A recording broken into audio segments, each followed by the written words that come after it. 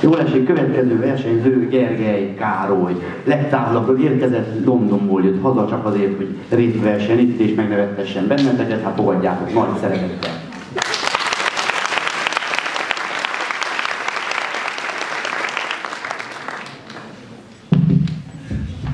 Jó estét kívánok! Nagyon nagy szeretettel üdvözlök mindenkit. Mondtam, nagyon nagy szeretettel, nem kapok semmit. Köszönöm szépen, már is jobban érzem magukat. Igen, ezt jól hallották, magukat mondtam, mert magamat már nagyon régen jól éreztem. Már a repülőn éreztem, hogy mennyire izgulok, de itt vagyok, és kb. Annyira izgulok, mint a Tóth Edu, az ő első televíziós fellépés, nem tudom, valaki látta? Na mindegy, én is láttam a Tecsőn. Érthetetlen, ugye a Tecső az az internet, tudják, tudom, hogy sajátságos a fordítás, de nem kell kivágni.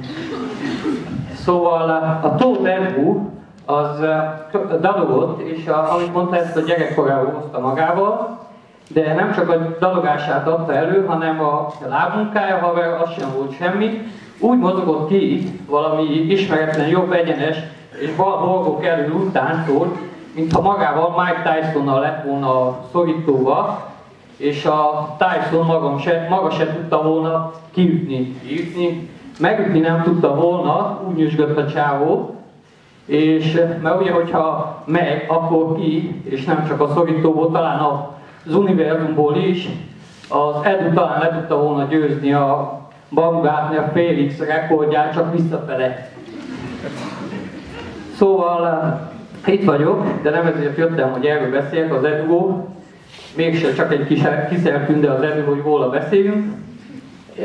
Magamról szeretnék beszélni, meg az aranyos feleségem életéről. Hoztam egy kis ízelítőt nektek. Londonban élünk, de egyébként Székelyudvarhelyi születésű vagyok.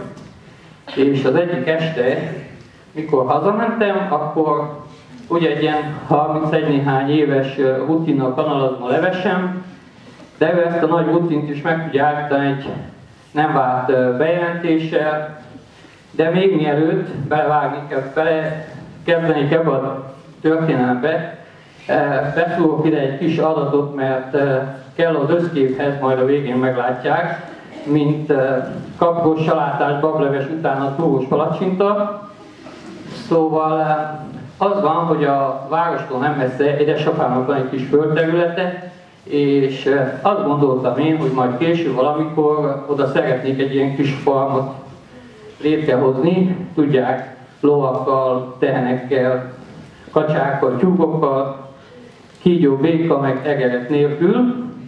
És ezt már említettem a feleségemnek, először nem örült a dolognak, de ugye érlelődött benne ez a történet, és akkor a szóban forgó estén így szólt hozzám: Honey, mert angolul beszélünk, honey, én vagyok, ez a méz, ezt jelenti, aranyos, nem?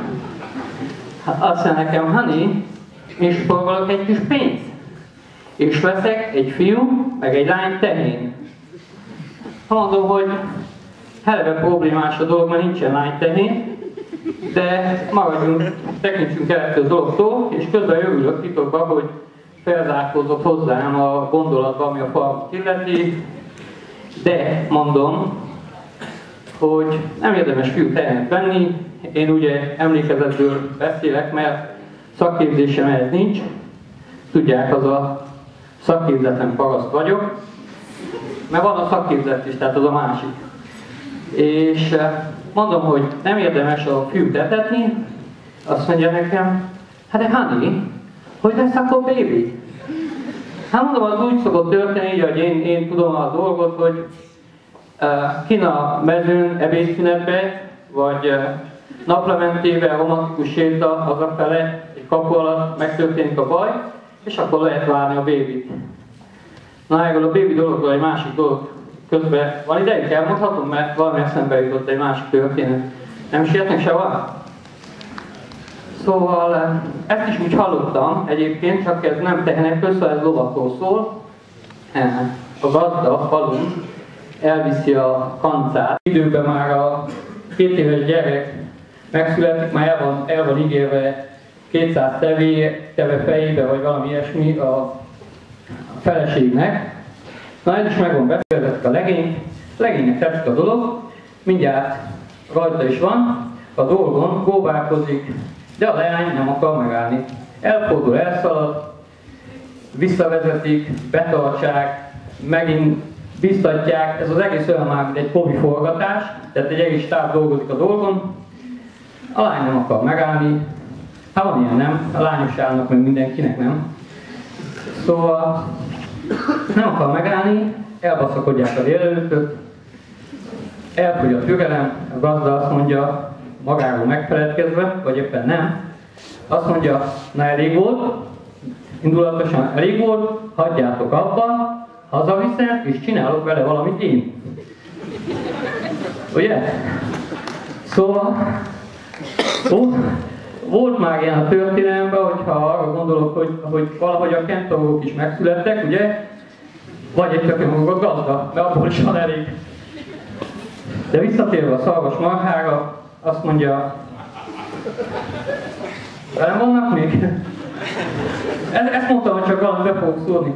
Szóval azt mondja a feleségem, hogy tartásban ugye csak lányok, azt mondja, hogy elgondolkozik egy kicsit, azt mondja, hát Hani, hát nem lehet könnyű dolga, mármint a fiúknak, ugye?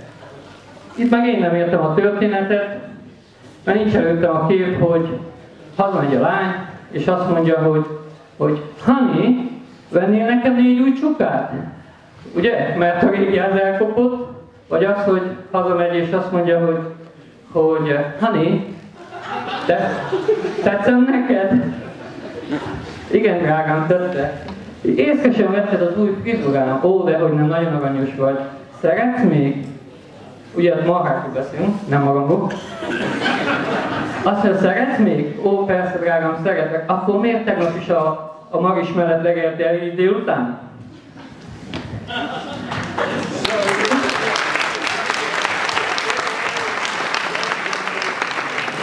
Köszönöm szépen, ennyi volt.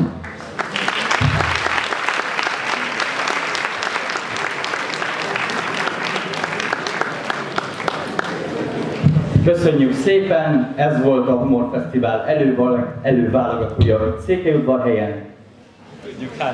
Én mondom tovább, akkor úgy tűnik. Igen, Várjuk a humoristákat a színpadon, és tapsoljuk meg őket még egyszer.